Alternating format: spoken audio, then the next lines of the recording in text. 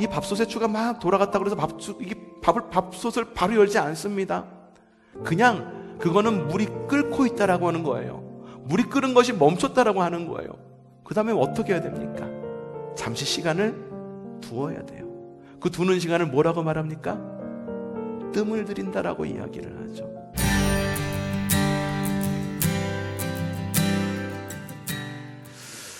자, 오늘은 베다니의 나사로에 관한 이야기를 들을 것입니다. 거지 나사로가 아닌 베다니의 나사로. 우선 이 베다니라고 하는 지역이 어떤 지역인지 여러분과 좀 나눠보려고 합니다. 베다니라고 하는 지역은 복음서에만 12번이나 등장하는 굉장히 유명한 동네입니다. 베다니 교회도 있고 베다니라고 하는 사업체도 있고 굉장히 유명한 이름 가운데 하나입니다. 자, 지난주에 우리가 선한 사마리아인 이야기 들으면서 선한 사마리아인이 예루살렘에서 여리고로 갈 때 강도를 만났다라고 여러분 기억하시고 계실 것입니다.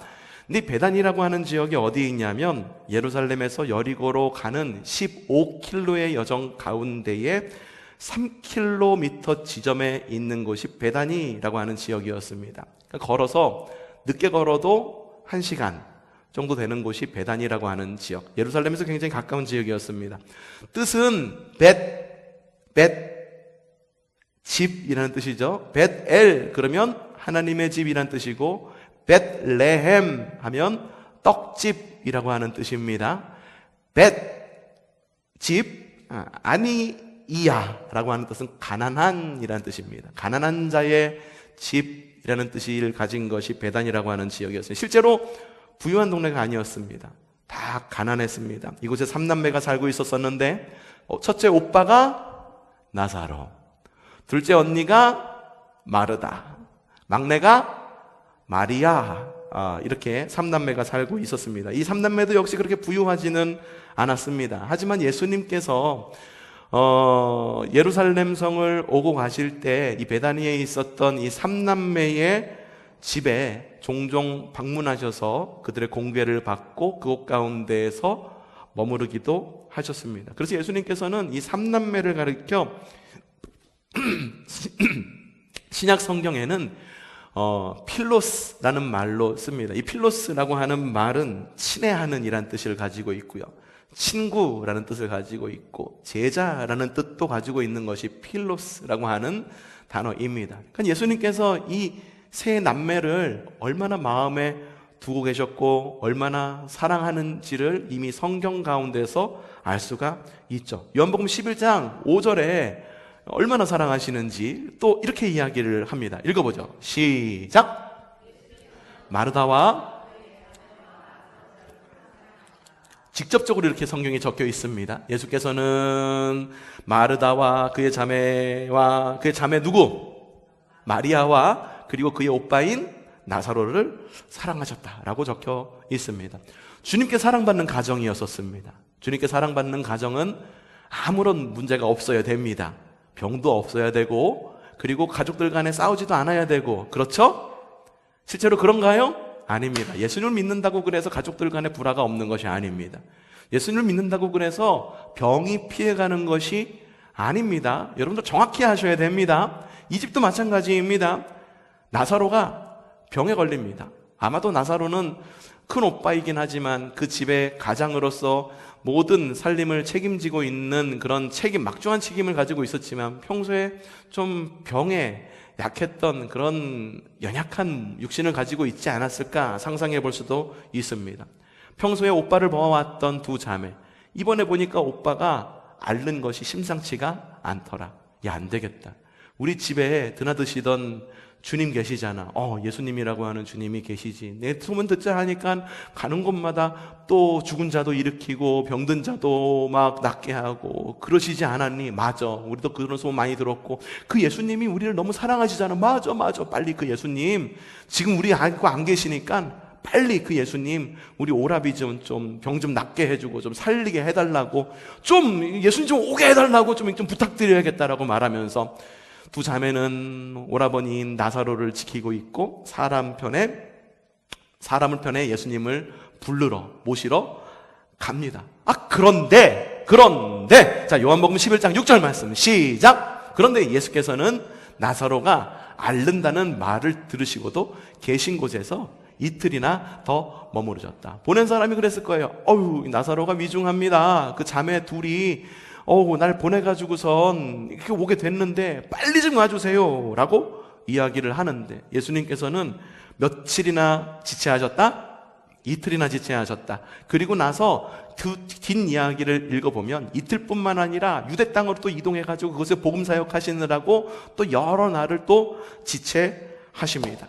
예수님께서 지체하시는 동안 이 나사로와 마르다와 마리아 이 3남매의 집은 난리가 났습니다. 왜 난리가 났습니까? 글쎄, 나사로가 예수님이 지체하시는 동안 글쎄 명을 달리했기 때문입니다. 예수님께서 나사로의 집으로 찾아오셨는데, 봅시다. 요한복음 11장 17절 시작. 예수께서 가보시니 나사로가 있는지가 벌써 나흘이나 되었다. 주님께서는 최소 이틀 묵고 또 이틀을 또 머물고, 근데 보니까는 나사로가 무덤 속에 있은 지가 나흘이나 됐다. 어쩌면은 나흘 8일 훨씬 더 지나서 예수님께서는 나사로의 집에 도착하셨을지도 모릅니다. 무덤 속에 있은 지가 벌써 나흘이나 됐습니다. 무덤 속에 있다라고 하는 것은 이미 죽은 지 며칠, 나흘이 되었다라고 하는 것입니다. 그래서 그 집에는 손님들이 많이 와 있었습니다. 많은 유대 사람이 그의 오라비의 일로 마르다와 마리아를 위로하러 그 집에 왔다라고 요한복음 11장 20절에 그렇게 기록하고 있는 것을 볼 수가 있습니다. 마르다와 마리아의 마음이 어땠을까요? 속은 어땠을까? 오빠가 죽어가고 있는데 예수님을 부르러 가는 사람은 함흥차사야. 예수님이 함흥차사야. 오시지를 않아. 속이 새카맣게 타들어갈 것입니다. 새카맣게 타들어가면서 예수님을 원망할 것입니다. 예수님 우리 사랑하신다면서 필로스라고 불렀잖아. 근데 우리가 정작 급할 때에는 와주지도 않고, 이게 뭐야? 정말 우리가 사랑하시는 게 맞아? 원망했을 것입니다. 그리고 결국은 자포자기를 했을 것입니다. 이 두 자매가 예수님께 인편을 보냈다라고 하는 것은 예수님께 도움을 청한 것입니다. 쉽게 얘기해서 이겁니다. 오빠 좀 살려주세요 라고 주님께 기도한 것입니다. 기도의 모습이요, 여러분 두 손을 모으고 하나님께 눈을 감고 하는 그런 기대의 모습만 있는 것이 아닙니다. 주님께 도움을 청하기도 하고, 여러분 그러잖아요. 길을 가다가 아이고 미끄덩 그러면 아이고 주님이라고 말하기도 하고, 이게 다 기도입니다. 기도의 모습은 굉장히 다양해요. 마르다와 마리아도 역시 주님께 사람을, 인편을 보냈다라고 하는 것은 그들 마음 가운데는 오빠를 살려달라고 하는 간절한 기도였었습니다. 그런데 예수님께서 어떻게 하셨습니까? 지체하셨습니다. 너무나도 급한 기도예요. 오빠가 죽어가게 생겼으니 빨리 와주십시오. 내일까지 와주시지 않으면, 오늘 저녁까지 와주시지 않으면 주님 이거 소용없습니다. 빨리 와주셔야 됩니다. 근데 예수님께서 최소한 며칠을 지체하셨다. 이틀 하고도 이틀, 나흘이나 지체하시고, 그 이후에 예수님께서 오셨을 땐 나사로가 죽은 지 나흘이나 지났을 때 예수님께서는 이 집으로 오셨다라고 하는 성경 기록을 볼 수가 있어요. 이 두 자매는요, 이 예수님의 지체를 어떻게 여겼을까? 앞서 말했습니다. 와주십시오 라고 말하는 것은 그들의 기도였을 것이다. 그리고 그들의 기도였다라고 말합니다. 여러분 기도하는데 예수님 당장 내일까지 이 문제가 해결되어야 됩니다 라고 말하는데 지체되는 거예요. 내일이 다가오고 있는데 아무 일도 일어나지 않아. 마치 주님께서 오셔서 사랑하는 아무개야 라고 말하면서 나에게 뭔가 특별한 무엇인가를 보여주기를 원하는데 아무 일도 일어나질 않아. 여러분은 어떤 마음이 드시겠습니까? 나의 기도는 소용이 없었구나. 예수님께서 나의 기도에 응답하시는지, 예수님께서 나의 기도를 들으시는지를 알 수가 없다라는 깊은 실망감 가운데에 빠질 것입니다. 마르다도 마찬가지였습니다. 그래서 요한복음 11장에 뭐라고 적혀 있느냐? 이렇게 적혀 있습니다. 시작! 주님이 여기 계셨더라면 어떻게? 마르다가 예수께 말합니다. 주님, 그러게요. 빨리 오시지 그러셨어요. 주님이 여기 계셨다면, 예수님께서 좀 더 빨리 오셨다고 한다면 내 오라비 나사로가 죽지 않았을 거예요. 예수님, 이러실 수 있어요 라고 말하면서 원망 섞인 말을 예수님께 합니다. 예수님은 어땠을까? 하늘의 뜻이니 어쩔 수 없다 라면서 자포자기 하셨을까? 예수님께서도 굉장히 슬퍼하십니다. 평소에 필로스다, 사랑하는 제자다, 사랑하는 나의 형제다, 자매다 라고 말한 것만큼 굉장히 슬픈 마음이 있습니다. 그래서 요한복음 11장에 이렇게 적혀 있어요. 예수께서 눈물을 흘리셨다. 주님께서도 눈물을 흘리셨어요. 주님께서 눈물을 흘리셨다는 게 이게 보통 일입니까? 그래서 나사로의 무덤에 묻힌 지 며칠? 사흘이 지났으면 이미 부패가 시작됐을 거예요. 그 당시 뭐 냉장고가 있었던 것도 아니고 시신을 모실 수 있을 만한 것도 아니고, 그래서 시신을 모신 그 무덤 앞으로 가십니다. 그 이야기가 요한복음 11장 41절부터 나와 있어요. 함께 읽어보도록 하죠. 시작! 예, 여러분 그거 아셔야 됩니다. 사람들이 그 돌을 옮겨 놓았어요. 여러분, 주님께서 내가 너에게 무엇인가를 갖다가 이루겠다, 부흥을 약속했다, 우리 가정 가운데에 뭔가 약속이 됐다라고 했을 때 주님께서 우리에게 요구하시는 게 있습니다. 그게 뭐냐면 돌을 옮겨 놓는 거예요. 돌을 옮겨 놓는 것은 우리에게 요구하는 것입니다. 돌을 옮겨 놓는 것 자체가 우리 다 다를 수 있어요. 어떤 이들에게는 돌을 옮겨 놓는다라고 하는 것이 나가서 일을 하는 걸 수도 있습니다. 어떤 이에게 돌을 옮겨 놓는다는 것은 아픈 사람을 빨리 병원에 옮기는 걸 수도 있습니다. 돌을 옮겨 놓는 것은 주님께서 우리에게 원하시는 바입니다. 그것에 우리는 순종할 수 있는 지혜가 있어야 됩니다. 주님께서 우리에게 늘 말씀하세요. 주님, 이렇게 해주세요, 저렇게 해주세요. 그렇게 말할 때 주님께서 우리에게 요구하신다는 거예요. 야, 이렇게 되기 원해? 그러면은 너 이렇게 행동해야 되지 않겠니? 교회 부흥을 원해? 사람들이 많이 있기를 원해? 많이 차기를 원해? 그럼 전도해야지. 우리 교회가 좀 뜨겁게 이렇게 예배하기를 원해? 그럼 너부터 마음 가운데 부흥이 있어야지. 이 말씀이 돌을 옮겨 놓으라는 예수님의 명령인 것입니다. 거기서 순종하시기를 바랍니다. 먼저 움직일 수 있는 지혜가 있기를 바랍니다. 사람들이 그 돌을 옮겨 놓았다. 예수께서 하늘을 우러보시고 말씀하셨다. 시작!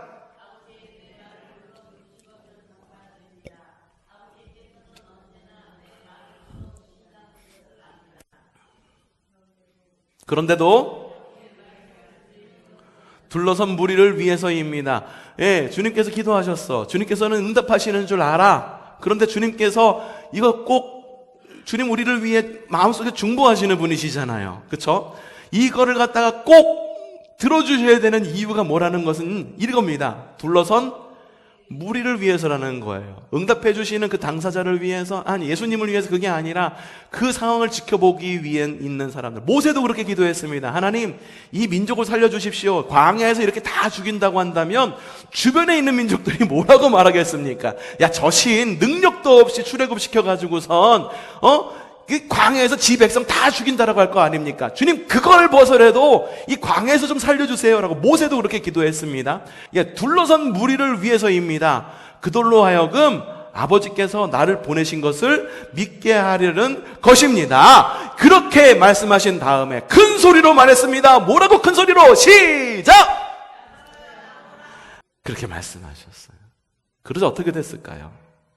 죽었던 사람이 나왔다 라고 주님 성경에는 그렇게 적혀 있습니다. 여러분, 마르다와 마리아의 기도는 즉시 응답됐죠? 아닙니다. 지체되었습니다. 마리아와 마르다의 기도는 뭐였냐 하면, 주님, 우리 오라비가 거의 죽게 되겠어요. 빨리 오셔서 죽지 않게 해주세요 라고 하는 것이 마리아와 마르다의 기도였습니다. 근데요, 주님은요, 주님의 방법과 주님의 시간에 응답하십니다. 주님의 방법은요, 죽어가는 사람을 죽지 않게 하는 것이 아니었어요. 주님의 방법은 뭐냐 하면 죽은 자를 살리라는 것이었었어요. 왜? 주변 사람들. 단순히 죽은 자를 살려가지고 그 한 가정만 유익하게 하려고 나사로를 살리려고 하는 것이 아니라 주변에서 예수님께서 그렇게 뺀질나게 드나들이셨던, 뺀질나게? 아니다. 예수님께서 그렇게 문지방이 아니야. 예수님께서 그렇게 자주, 그래. 예수님께서 그렇게 자주 드나드셨던 그 나사로의 집 어디 하나 어떻게 되나 잘 보자. 분명히 주시하고 있었을 거예요. 마찬가지입니다. 여러분, 비그리스도인들은요, 여러분의 가정을 주시하고 있습니다. 비그리스도인은요, 여러분 한 사람 한 사람을 반드시 주시하고 있어요. 여러분, 그리스도인의 행실이 바라야 되는 이유가 그겁니다. 그리스도인의 믿는 집의 가정이 행복해야 되는 이유가 그거예요.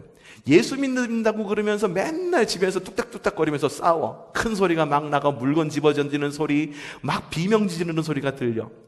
그러면 여러분, 복음 전하는데 도움이 되겠습니까? 예수님 믿는다고 하면서 맨날 입에다가 욕을 달고 살아. 아니면 맨날 주님 보시기에 합당하지 않은 행실로 거짓말 잘하고 막 이런 걸로다가 주위 사람들한테 너무 평판이 그래. 그럼 복음이 전해지겠습니까? 주님의 계획은 거기 있었던 거예요. 한 가정만 복되게 하려고 하는 것이 아니라 주변에 있는 모든 사람들이 예수 그리스도가 주님이심을 보여주기 위한 주님의 계획이 있었기 때문에 주님의 방법으로 마르다와 마르다의 기도 제목은 뭐였다고요? 죽어가는 나사로가 죽지 않게 해주십시오 였지만 주님의 방법은 뭐였습니까? 죽은 나사로를 살리는 영광의 부활로 응답하셨다라고 하는 거예요. 잠시 요거는 접어두고 유대인들에 대한 이야기를 잠시 해보겠습니다. 여러분, 유대인들은요, 주님께서 십자가를 피해서 다윗의 왕조를 굉장히 적극적으로 좀 다시 일으켜주기를 원했습니다. 정치적인 리더십이 있으면 좋겠다는 생각이 드는 거예요. 예수님께서 나서서 나를 따르라! 로마를 물리치고 그동안에 억눌려 있었던 이 우리 유대인들을 해방시켜주고 대한독립 만세! 외쳤던 것처럼 이스라엘 만세! 외치면서 깃발 들고 막 나서기를 바랬을 거예요. 실제로 그랬습니다. 그래서 예수님께서 예루살렘 성에 입성하실 때, 지난주가 종려주일이었잖아요. 그렇죠? 예루살렘 성에 입성하셨을 때 종려나무 가지를 갖다가 힘차게 막 이렇게 흔들면서 다윗의 자손 예수여 호산나 우리를 구원하소서 이렇게 막 외쳤던 거잖아요. 그들의 기도였었습니다. 수천 년에 걸쳐서 억압받았던, 페르시아의 억압받고 아수르의 억압받고 뭐 이런 여러 제국들에게 억압받던 그 나라가 다윗의 왕조를 회복되기를 원했다는 거예요. 마리아와 마르다도 마찬가지였습니다. 베다니에 오신 예수님을 굉장히 극진히 공개합니다. 오늘 여기에서 나오는 마리아는요, 거리의 여인이었습니다. 아시죠? 거리의 여인이었는데 약간 그 영적인, 정신적인 문제도 있고, 그래서 예수님께서 거기로부터 노인받게 기도해주고, 그래서 마리아가 옥합을 깨뜨려서 예수님의 발을 씻기고 머리를 씻겼다는 이야기 다 알고 있는 이야기 아닙니까? 주님도 그들을 너무 사랑했어. 그들도 열심히 주님을 공개했어요.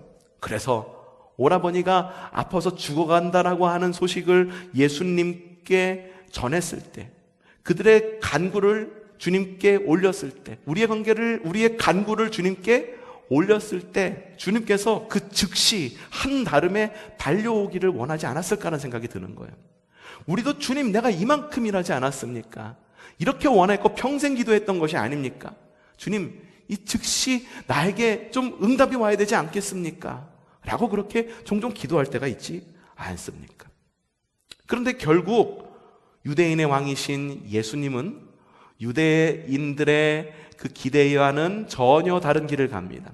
정치적으로 뭔가를 무너뜨리고 혁명을 일으켜가지고선 그 다윗의 왕조를 회복시키지 않고 십자가를 지십니다. 나사로도 마찬가지입니다. 바란 것은 나사로가 죽지 않도록 하기 위한 것이 그들의 기도였습니다만 결국은 유대인의 왕인 예수님은 십자가에 달려 못 박혀 죽으시고 나사로도 그 병을 못 이기고 예수님이 오시기 전에 이미 명을 달리했더라고요. 유대인들의 평생의 기도, 그리고 마리아와 마르다의 생애 소원, 모두가 다 불발이 된 것입니다. 공통적으로 느꼈던 마음은 굉장히 허탈했을 것입니다. 하지만 주님은 그들의 방법이 아닌 주님의 방법인 부활로 응답하십니다. 십자가에 달리신 예수님은 고린도전서 15장 20절에 이렇게 기록되어 있습니다. 시작! 그러나 이제 죽은 사람들 가운데 살아나셔서 첫 열매가 되셨습니다. 맞습니다. 십자가에 달리신 예수님은 죽은 상태로 계시지 않고 다시 부활하셨습니다. 그 부활을 기념하는 주일이 바로 오늘입니다. 부활절입니다. 나사로는 어떻게 됐습니까? 요한복음 11장 44절 시작! 죽었던 사람이 나왔다. 손발은 전에 감겨있고 얼굴은 수건으로 싸매 있었다. 예수께서 그들에게 그를 풀어주어서 가게 하라 라고 말씀하셨다. 주님의 방법으로 응답하십니다. 그들의 공통적인 시간이 있었습니다. 유대인에게는 예수님이 달려 돌아가셨던, 그리고 예수님께서 죽으셨던 사흘의 시간, 3일의 시간, 그리고 나사로의 그 가족들에게는 나사로가 죽었던 그 나흘 혹은 그 이상의 시간, 마치 이 시간은 주님의 침묵의 시간으로 여겨졌을 것입니다. 주님께서 나의 기도는 더 이상 응답하지 않는구나 라고 하는 좌절의 시간이었을지 모릅니다. 주님께서 계시지 않는구나, 신부재의 시간으로 여겨졌을지도 모릅니다. 그래서 둘은 똑같이 반응했느냐? 아닙니다. 둘은 다르게 반응합니다. 유대인들은 모두 주님을 떠납니다. 오병이어 기적에서 그 광야에서 예수님의 기적을 맛보았던 수천 명, 수만 명의 시간 사람들도 예수님의 십자가 밑으로 오지 않았습니다. 고침을 받았던 사람도 역시 예수님의 십자가 밑으로 오지 않았습니다. 11명의 제자 역시 예수님의 십자가 밑으로 오지 않았습니다. 모두가 다 주님을 떠납니다. 하지만 마르다는 다릅니다. 요한복음 11장 27절 말씀 시작! 마르다가 예수께 말하였다. 예 주님! 주님은 세상에 오실 그리스도이시며 하나님의 아들이심을 내가 믿습니다. 잠시 띄워놔 주세요. 이 말을 어디서 많이 들은 것 같지 않습니까? 성경에는요 많은 신앙 고백이 등장합니다. 우리가 평소에 이렇게 신앙 고백으로 하는 사도신경, 전능하사 천지를 만드신 하나님 아버지를 내가 믿사오며, 이거는 사도신경이라고 하는 믿음의 고백입니다. 또 성경 안에 있는 유명한 신앙 고백이 뭐가 있습니까? 예수님께서 가이사랴 빌립보 지방에 가셨을 때 제자들에게 묻잖아요. 사람들이 나를 뭐라고 하느냐? 뭐라 얘기합니다. 그때 예수님, 그럼 니들은 뭐라고 말하느냐? 라고 말했을 때 베드로가 이야기하셨으니까 뭐라고 얘기했습니까? 주는 그리스도시요 살아계신 하나님의 아들입니다. 놀랍지 않습니까? 여러분, 베드로의 그 고백이 누구의 입술 가운데에? 마르다의 입술 가운데 있어요. 다시 한번 읽어봅시다. 시작! 마르다가 예수께 말하였다. 예 주님, 주님은 세상에 오실 주는 그리스도시요 또한 하나님의 살아계신 하나님의 아들임을 내가 믿습니다. 놀랍지 않습니까? 유대인들은 죽으신 주님을 바라보면서, 십자가 예수님을 바라보면서 실망하고 좌절하고 신의 부재라고 하는 것에 실망감을 감추지 못하고 모든 것을 포기해버립니다. 하지만 마르다는 다릅니다. 이미 나사로가 죽은 것을 알고 있지만 그럼에도 불구하고 주님의 주되심을 믿음으로 선포하는 것. 그래서 베드로의 그 믿음의 고백이 마르다에게 있어요. 마르다 어떤 사람이었습니까? 마리아와 마르다가 있었는데 예수님께서 그 집을 찾아갔는데, 마리아는 예수님 발치에서 열심히 말씀을 들었는데 마르다는 그냥 일하기 바빴던 일 중심의 사람, 예배 중심의 사람이 아니라 사역 중심의 사람, 예배 중심이 아니라 사역 중심, 뭐 일이 있어야만 뭔가 하는 어떤 그런 모습으로 비춰지잖아요. 근데 마르다의 입술 가운데에 그런 놀라운 고백이 있다라고 하는 것이 정말 놀랍지 않습니까? 나사로의 가족들은요 성숙한 겁니다. 그들이 나사로가 죽었다라고 하는 그 상황 속에서 비록 신의 부재, 예수님이 계시지 않고 나의 기도에 응답되지 않는 것 같은 그러한 상황 속에 있었지만 유대인들과는 다르게 부활의 나사로를 누릴 수 있었다는 것. 이후에 나사로는 어떻게 됐을까요? 주님으로부터 살아난 나사로는 어떻게 되었을까요? 교회 전승에 따르면 키프로스의 주교가 되었다라고 하는 전승이 내려오고 있습니다. 그거 아시죠? 몇 년 전에 베이루트라고 하는 곳에서 엄청나게 큰 폭발 사건이 있었잖아요. 질산암모늄이 폭발돼가지고선 도시 하나가 완전히 무너졌던, 그 레바논이었나요?